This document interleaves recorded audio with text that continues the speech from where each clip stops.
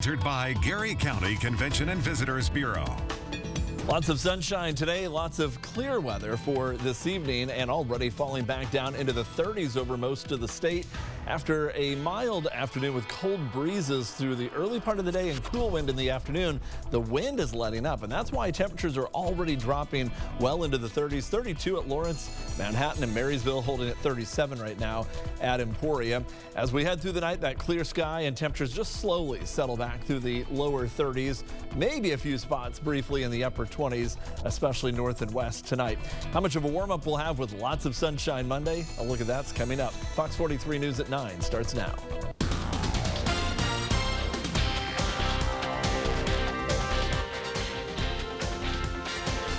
Now at 9, tracking the money, where things stand with unemployment claims in Kansas and how many people are still waiting to receive their money. And a local university fraternity suspended what the school says they did that will have them expelled for at least 5 years. Good evening, and thanks for joining us for Fox 43 News at 9. I'm Kelly Saberi. Tonight, the U.S. is reaching a new milestone in the coronavirus pandemic. Today, the U.S. surpassed 11 million COVID-19 cases. The U.S. recorded more than 1 million new cases this past week alone and faced its 11th straight day that the country recorded over 100,000 new cases. This means some people are worried that we might be headed backwards, and with that brings a concern for hoarding toilet paper, like we saw earlier in the pandemic. Fox 43 News reporter Cassie Nichols checked out some of our local stores today to see if toilet paper shortages are on the rise once again. Right now, toilet paper seems to be stocked in stores, but we don't know if it's going to stay that way. Here at Seabrook Apple Market, they're starting to add restrictions again on just how much people can buy. Shawnee County coronavirus numbers are higher than ever before. Across the country, we're hearing a similar trend of panic buying. And like we all experienced all those months ago, the first thing to fly off the shelves, toilet paper. Since it's happened once, it's sure to happen again, especially with the cold season coming up, and I think people are going to start to get a little more nervous. Some grocery stores throughout Shawnee County are starting to introduce purchasing limits on essential goods. And for those that don't, it's encouraged to buy only what you need. Another thing to keep in mind is that cleaning supplies could also sell out. This includes things like paper towels and hand soap. But again, it's encouraged to only buy what you need. In Topeka, Cassie Nichols, Fox 43 News. And the requirements for gatherings in Shawnee County are changing as well. The number of people who can gather at once in Shawnee County is moving to 10 people instead of 25. This started on Friday. Bars and restaurants with a capacity of over 100 can only operate at 50% of capacity. We posted the full health order on our website so that you can take a look at the changes to weddings and other mass gathering events. Just head to fox43topeka.com/coronavirus. Starting tomorrow, classes are going back to all online for Topeka's largest school district. Topeka Public Schools made the announcement just a few days ago. The district says the move is a proactive step in a response to the rise in cases in Shawnee County right now. Students will be taking online classes through at least Thanksgiving. Then the district will reassess from there. Tonight, we're learning the Pi Kappa Phi fraternity at KU has been expelled. According to KSHB, our sister station out of Kansas City, the fraternity was expelled over hazing and drug use. The university's vice provost sent a letter to the fraternity stating that repeated violations of the university's ban on hazing and, quote, an open culture of illegal drug use led to the school's decision. Right now, the fraternity would not be allowed to be in reinstated for at least 5 more years. Tonight, 111,000 people in Kansas have now tested positive for coronavirus. 73,000 of those people have recovered, though, and more than 1,100 people have died. Now, it's important to remember that these numbers are total since the virus first arrived in Kansas.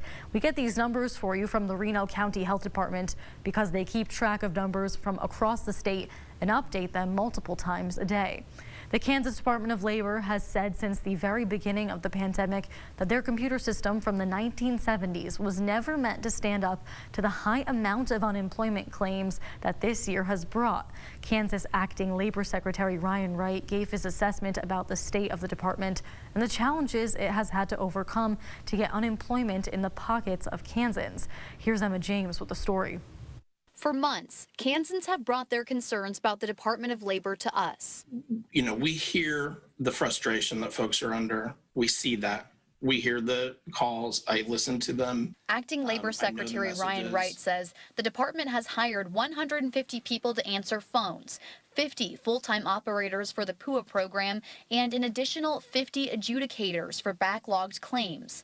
I asked for a breakdown of claims that still need to be paid out. For regular unemployment, When I stepped into this role at the very end of June, we had somewhere around 25,000 claims in that system. We have now worked that backlog down to about 8,200. Wright says the Pandemic Unemployment Assistance, or PUA program, is the root of most of the issues, since it's an entirely new unemployment system. Currently, there are 20,000 PUA claims that need to be paid out. Wright says there are new digital tools for PUA becoming available every day. Once KDOL can get those implemented, he feels confident it can work through the backlog quickly. I want to get these claims paid out before the end of this year. I don't want to commit to anything more specific than that, because every time we try something, unfortunately, our antiquated systems get a vote in this process. KDOL doubled the size of its fraud team to help with the ongoing crisis and has stopped 125,000 fraudulent claims, a massive difference from no fraudulent activity last year. Now, Wright says KDOL needs answers from Congress about what programs will be extended into next year so it can begin the programming work that's no easy task. The scale of this makes getting these resources out the door challenging, but we're going to keep at it and make sure that if anybody is owed $1 from this agency, that they get paid that money.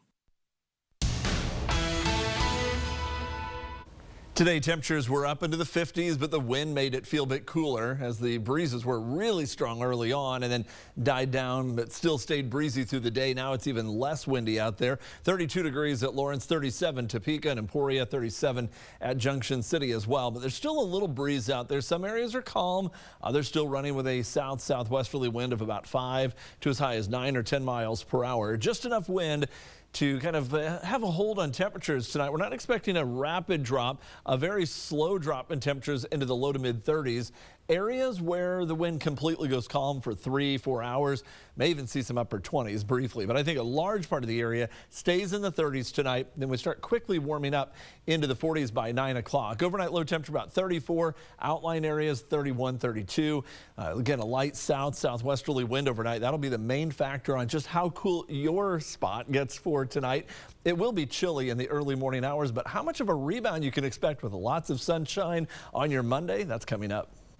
Right now, an investigation is underway in Topeka after a person was hit by a car. This is a developing story that we're following.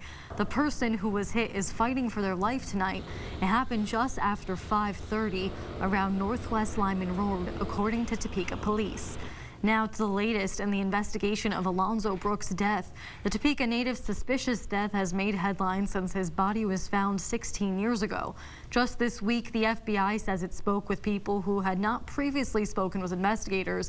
Now we're learning there was another party the same night of the party that Brooks attended. Investigators learned a confrontation happened at the other party. Many of the people left that one and went to the farmhouse party where Brooks was. Brooks attended that gathering near Glacine, Kansas on the night of April 3rd, 2004. The FBI says Brooks rode to the party with friends, but they left without him, leaving him without a ride home. His family then found his body in a creek at the beginning of May 2004, not far from where the farmhouse party took place. An autopsy back then was unable to determine what the cause of death was. The FBI started investigating the case again last year. Just a few months ago, they announced a $100,000 reward in the case. Then in July, his body was exhumed. The FBI is investigating Brooks' death as a potentially racially motivated crime. The president-elect will have many pressing foreign policy issues to deal with as he assumes the role of president. Coming up, we take a look in what to expect dealing with Russia, China, and Iran. Tomorrow we're looking at temperatures starting off in the low to mid 30s, but look at that, 60 by noon, 67 during the afternoon. A beautiful day, nice afternoon, a light breeze out of the west and southwest through the daytime tomorrow. Should be a pretty Monday. How long that nice weather will be with us coming up. You're watching Fox 43 KTMJ. President-elect Joe Biden will face pressing foreign policy issues when he takes office. Relations with China, Russia, and Iran are especially fraught. China was late congratulating the president-elect. Russia has yet to do so, and relations between the U.S. and Iran are historically tense. Ali Arouzi reports from Tehran. The relationship between China and the USA is of enormous significance. They are, after all, the world's two largest economies, but for the past 4 years have had a very turbulent relationship under Donald Trump. However, given China's late and cautious congratulations to President-elect Biden, they're probably not expecting a sea change in policy. Joe Biden has made it very clear during the debates that he will take a hard line on China to make sure they play by the rules. In Russia, relations will probably be frosty, given that Putin was one of the first world leaders to congratulate Donald Trump 4 years ago, and now that Biden has been elected, there has been radio silence from the Kremlin. President Trump was rarely critical of Russia, but Biden has been a vocal critic and has identified Russia as posing one of the biggest threats to the United States.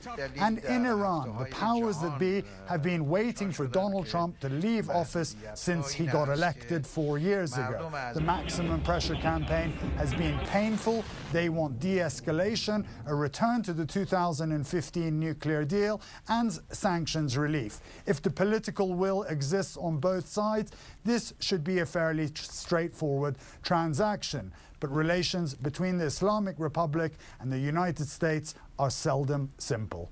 Ali Arouzi, NBC News, Tehran. Later in sports, we'll show you the games that mattered around the NFL with the Chiefs on a bye, plus highlights and reactions from Dustin Johnson's win at the Masters. Sunshine today and more sunshine as we head into the daytime. Tomorrow we'll start out in the 30s but climb into the upper 60s. A really nice Monday. Mondays don't have to be such a bad day. Looks like we'll have some good weather to start off the week. How long we hold on to the nice weather, that's coming up. Now, your Storm Track weather with Chief Meteorologist Matt Miller. Mostly clear sky for tonight. Sunny, nice weather as we head into the daytime tomorrow. Breezy through the middle portion of the week, really just Wednesday and Thursday. And with that, we actually warm up a little bit more, especially on Thursday. And we stay dry through the week ahead. Now, we get toward the weekend. We do have another chance for at least some showers late Saturday, Saturday night, or early Sunday with that next chance for rain. In Emporia, the sky is clear. The temperatures are down into the 30s right now. Actually, a little bit colder in and around the Manhattan area. 32 degrees at the airport. Again, that's often a little bit colder than in town, but still chilly across the region. Topeka right now, 37 degrees and calm. The dew point, that's the measurement of how much water is in the air, how humid it is. The lower that number, the drier the air is. Well, it's down in the teens right now. That's dry air. That means that we would have to get all the way down to 18 or so before we even get frost to develop tonight. Well, we're not going to be that cold, so it's not going to be a frosty start to the morning, but the temperatures will likely be pretty close to the freezing mark early on tomorrow. This morning it was 39 this morning. It's now down to 37. That's actually the new low. High temperature was 57 this afternoon. And you see how that stacks up pretty close to the averages. Again, down to 32 at Manhattan Airport as well as at Lawrence. Both of those airports are in the River Valley area, and so they do typically get a little colder. The majority of the region, middle to upper 30s. It is 40 at Burlington, 44 right now at Concordia, and there's a light breeze here and there. And that light breeze every now and then blowing through is actually just kind of keeping the air stirred up just enough to keep it from completely cooling down. Everything else is in line for a cool night.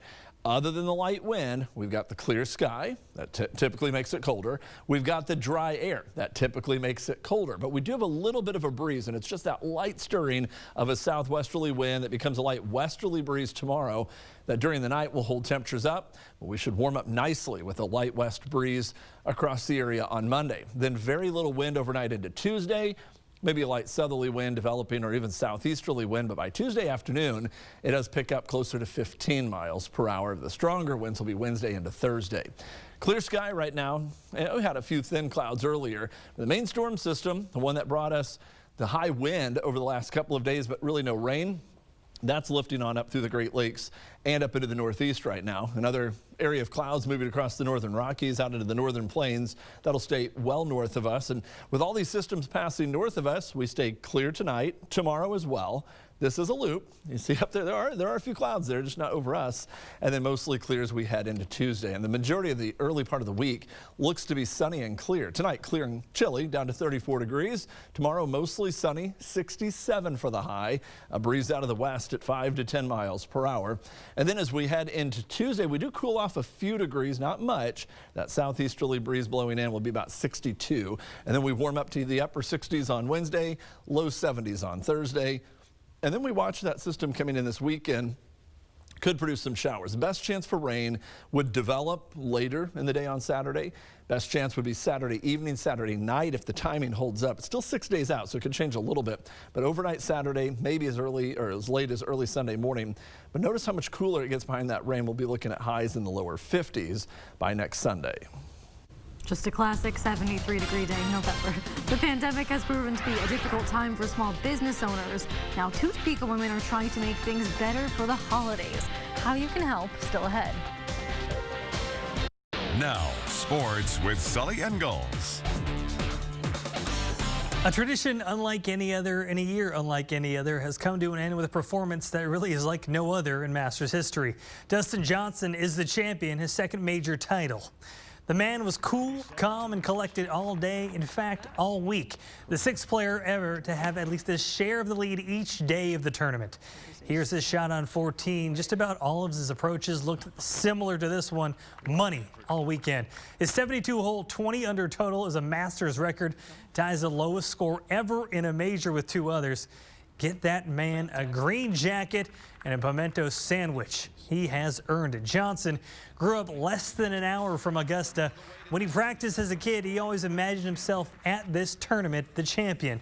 After the win, he was asked if he ever could have believed it would become reality, and emotion got the best of him. I definitely wouldn't believe you, or wouldn't believe myself. You know, it's a dream come true. It's, you know, as a kid, you know, always dreamed about, you know, being a Masters champion. It's okay.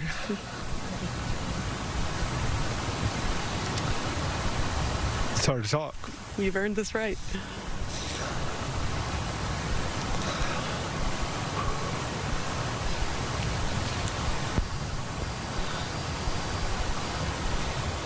But, you know, it's just incredible, obviously, as you can tell.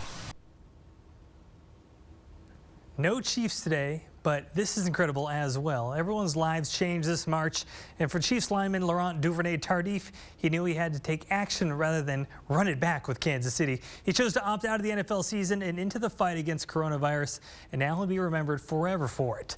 The Pro Football Hall of Fame is hanging up his scrubs and lab coat. He's even got a Chiefs logo on it. LDT is working at a long-term care facility near Montreal. Hasn't completed his residency, doesn't know his specialty yet, so is helping what he describes as a nursing role. Pretty cool there. Let's take you around the NFL. Looks like the Raiders are going to be rolling into next week against the Chiefs, taking on the Broncos, and they just destroy them 37-12. Wasn't even as close as the score indicates. Big win for them heading into next week. Also had the Dolphins taking on the Chargers in the AFC West action, but Chargers just not their season. They fall to 2-7, 29-21 lost. And I got to show you the play of the day. This one just insane. Bills, Cardinals, seconds left. Down a couple points. Kyler Murray throws one up. DeAndre Hopkins, go get it, young fella. Look at the catch one more time. One of the best you'll see all season. He got mossed. That doesn't even do it justice. You find me able to catch this here, I'll put it on TV, but I don't think I'm going to find it. Kelly, I know you can grab it too. I don't know if you can do that, though, but I'll send it over to you. I try my best. We know small businesses are taking a hit from this pandemic, but 2 local women hosted a holiday event today to support shopping local. The holiday market, located at Sunrise Optimist Club in Topeka, gave local vendors a chance to sell their products and show off their small businesses. The room was filled mainly with festive holiday goods, jewelry, cooking supplies, and other household items. I think it's been tough for a lot of the vendors because so many events have been canceled, you know, this year. So trying to pull one together and do it and follow all the COVID guidelines, you know, so everybody really wanted to come out. The women say the turnout was great and they plan on hosting a similar market to support small businesses in the spring as well. You know, a lot of holiday decorations up and everything. And our weather's running a little bit more like Christmas time in Phoenix out there. Much milder weather with temperatures in the 60s and low 70s for the entirety of the week. Not quite as warm as the last stretch of warm weather, but still very comfortable. Cool at night, 30s for the next couple of mornings. Highs in the upper 60s tomorrow, low 60s on Tuesday. While we warm up Wednesday and Thursday, it will get kind of windy for a while, but we don't really cool down much even as the winds let up a bit on Friday. And then finally starting to see a rain chance. We certainly could use the moisture, and that would be late Saturday night into early Sunday. We'll keep an eye on that. That system's a ways out, distance and time, so a lot can change between now and then, but we should start cooling down again by the second half of next weekend. Thanks for watching Fox 43 News at 9, and have a great week.